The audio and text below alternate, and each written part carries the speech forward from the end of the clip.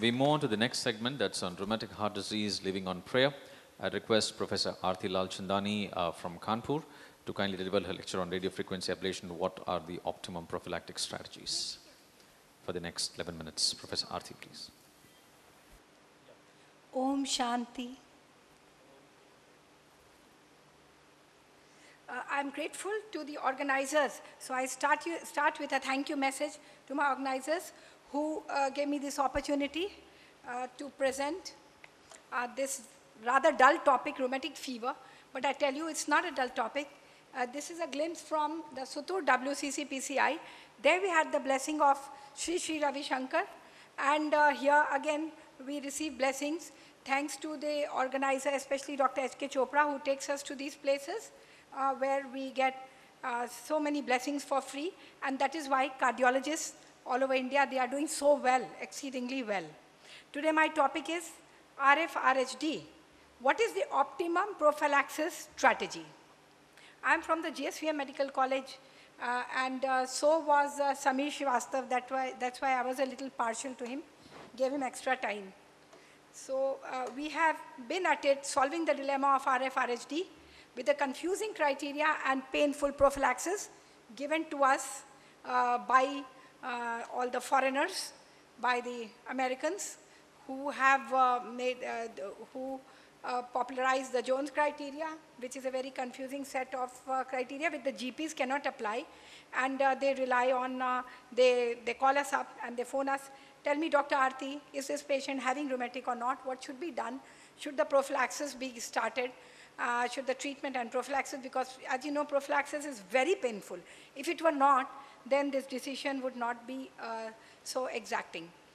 Today, the practice in cardiology is synonymous with practice of IHD, but still, let me remind you that the incidence of rheumatic heart disease is still very high in our country, and there may be about 1.2 million persons suffering from this, whereas the medical students in developed countries would not even have seen a case of RHD in their whole career. So they have hardly 0 to 0.5 per 1,000 cases of RHD in the West, whereas we may be having 5 to 11 per 1,000 cases of RF-RHD. And there are a very minor number of cardiologists. There's a poor cardiologist who treat rheumatic heart disease, whereas the burden of RHD is too great. I come from such an area and have a vast experience with patients of RHD. It is easier to diagnose CAD than RHD because there are so many major minor criteria plus essential criteria, although what is required is only the presence of arthritis, carditis, and an echo Doppler evidence of RHD to diagnose. The rate of patient dropout from penicillin prophylaxis was very high in a study of RF-RHD from Mumbai in the archives of medical research, where they also found that arthritis carditis was the most prominent and the most frequent presenting features of rheumatic heart disease. Karapiti said, and it is suggested, I have repeatedly suggested in all my presentations that in India it is always better to overdiagnose RHD rather than underdiagnose by strict adherence to the Jones criteria. In a study of 200 patients of RF done by us at the GSVM Medical College and all around through camps in the Kanpur district, we found that the Jones criteria, where chorea, erythema marginatum, subcutaneous nodules, they may be common, but apart from patients of rheumatic fever, they are major, but they have been found without rheumatic heart disease more frequently than with rheumatic fever, rheumatic heart disease, or it is always a retrospective diagnosis. And of course, in the AHA scientific statement now, in the revised Jones criteria, Doppler echocardiography has been included as given in circulation. So prophylaxis should be painless, safe, easily available, readily administered, and preferably weekly oral single dose. The compelling point about the data presented here is that in WHO, national health authorities presented data, and he says that carapatis, this is by carapatis, that severe complications and deaths caused in rheumatic heart disease are so preventable. So we must simplify the diagnosis of rheumatic fever and make the treatment painless. This is from the circulation abstract presented, where I have written about simplifying the diagnosis and painless treatment with azithromycin. You might all have read in Circulation 2012 and other issues also, where outright they have rejected azithromycin. But there, let me remind you, these are my papers. Of course, you can't see them. But here, this is the paper. Benzathine penicillin must be substituted with azithromycin for treatment and prophylaxis of rheumatic fever. The problem wherever they have rejected azithromycin is, they have said weekly dose. Whenever you start giving azithromycin or the prophylaxis of RHD, or you shift from another prophylaxis like penicillin, give 1 OD for 5 days, 500 milligram, 1 OD for 5 days, and then only you give weekly. Then only you will get the required total prevention. And I will justify everything in this session. Alternatives for dangerous and fatal drugs like intramuscular benzathine penicillin and aspirin, we must seek out. छोड़ो कल की बातें, कल की बात पुरानी, नए दौर में लिखेंगे मिलकर नई कहानी, हम azithromycin, हम हिंदुस्तानी. Alternative treatment regimen for management of acute rheumatic fever, we must give up aspirin, which is such a toxic drug. This is not my topic, it's an optimal prophylaxis strategy, but still we must give this up. And I have done in that circulation which you saw, there was another article by the side of that, presented as an abstract in Beijing and published in Circulation and AHA online, that if you give aciclofenac 200 milligram 1 BD for 5 days only, you can just give up using aspirin, which has to be used for 6 weeks to 6 months with rebound, and so it can even have fatal side effects. It can have a fatal culmination like Reye's syndrome and severe hematemesis. Aspirin is indeed very toxic, and aciclofenac you have to use 200 milligram 1 BD for 5 days only. And about treatment and prophylaxis with azithromycin, 500 milligram 1 tablet daily for 5 days. We are using this in our college, in our hospital, which is a very big hospital with a very big load, huge load, you won't believe it, of rheumatic fever, rheumatic heart disease. We are using it for about 9 years now. Prophylaxis with single weekly dose of azithromycin, 500 milligram, that is 1 tablet every Sunday. I will also justify you have to give it for only 1 year. After that, it's not justified giving lifelong. Why, I'll tell you, and treatment always should be started 1 OD for 5 days.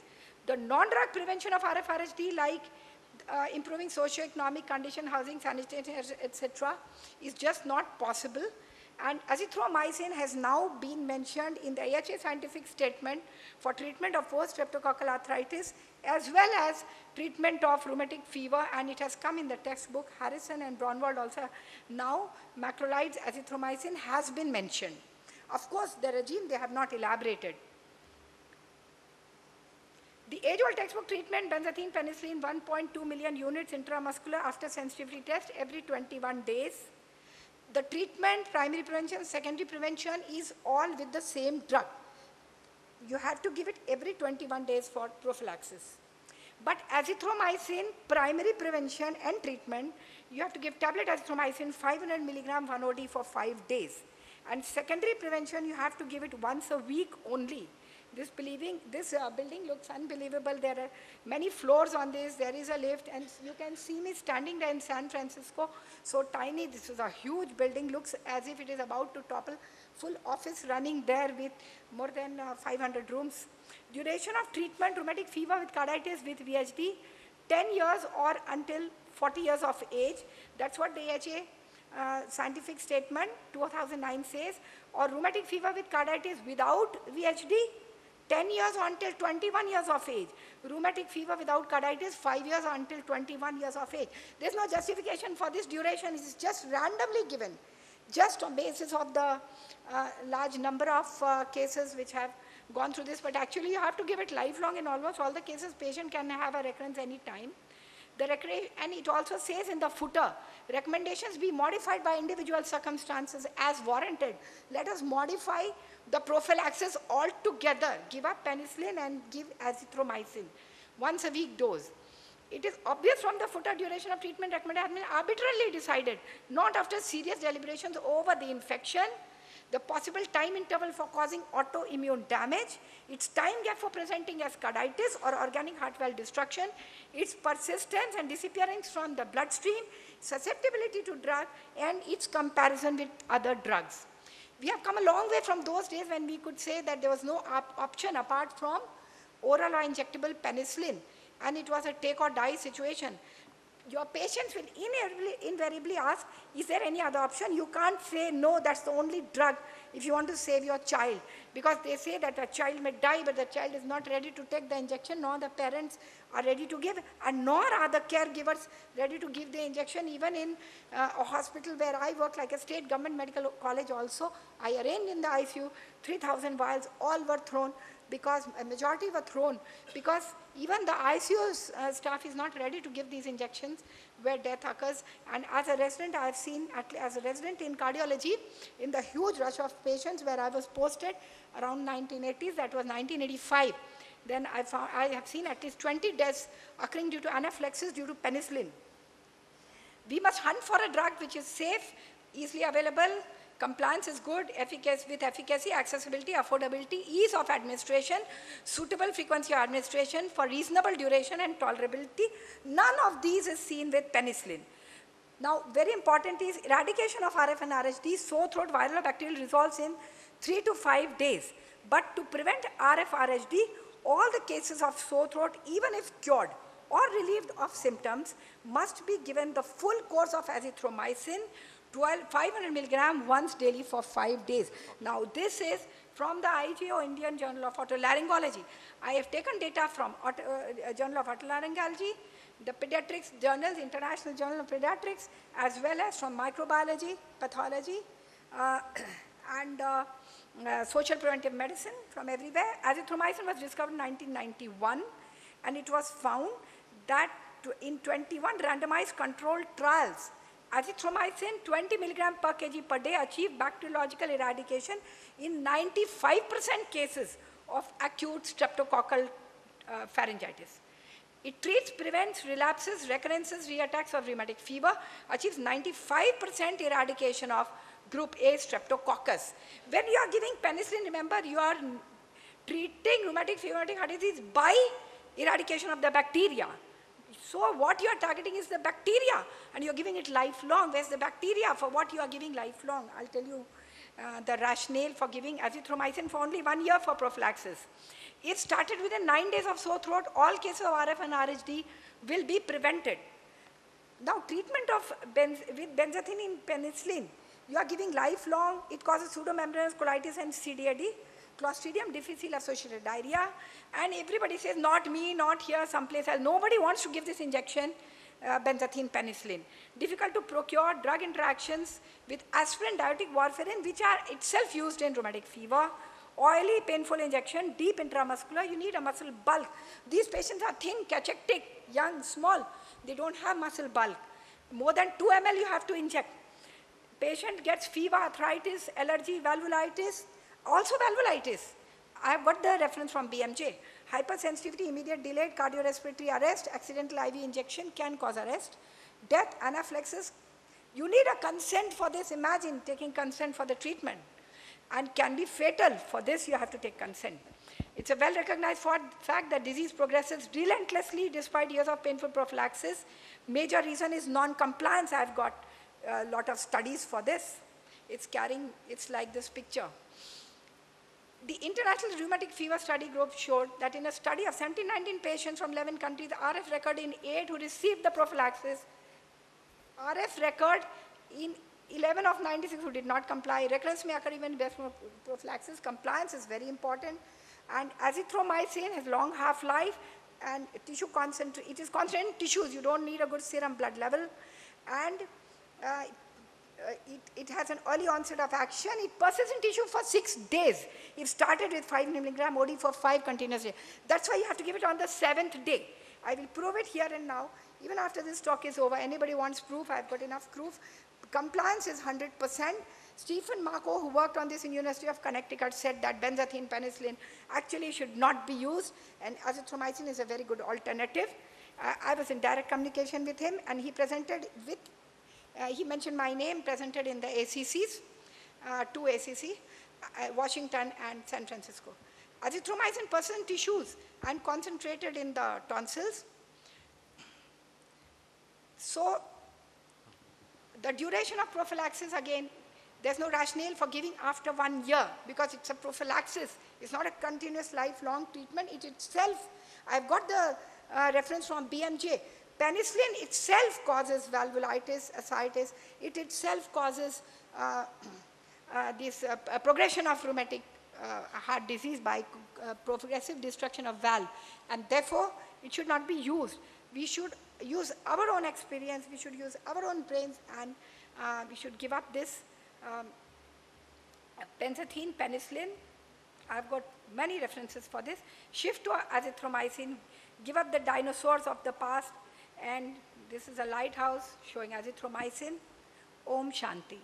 Thank you, Dr. Aarti. I have a small question to you. That, you have been telling that azithromycin versus benzathine, penicillin, everything. So in resistant streptococcus cases, what will be the second or third line of antibiotic? Till date, there has been no resistance found with azithromycin, and supposing in the future, if we get resistance to azithromycin, again there will be some other drug. Okay, thank you. Any question from the floor? Thank you very much, Professor Mahapatra. Is there a question? Okay, fine.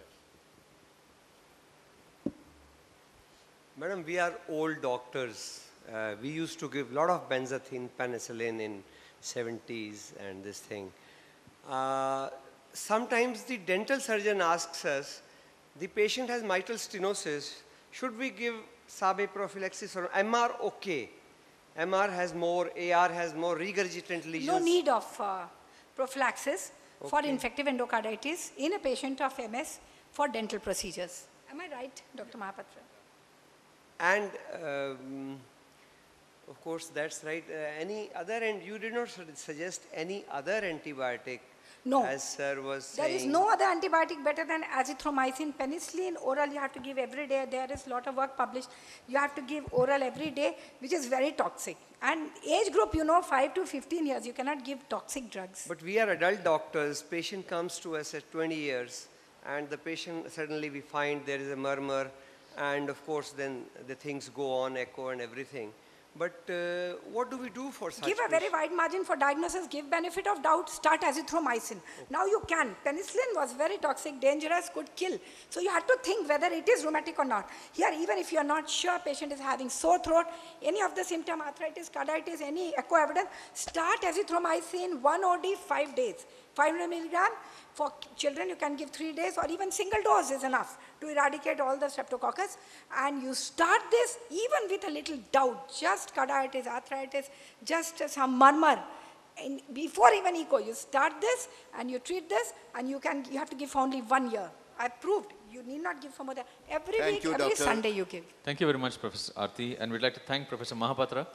Could probably interact with Professor Aarti in person.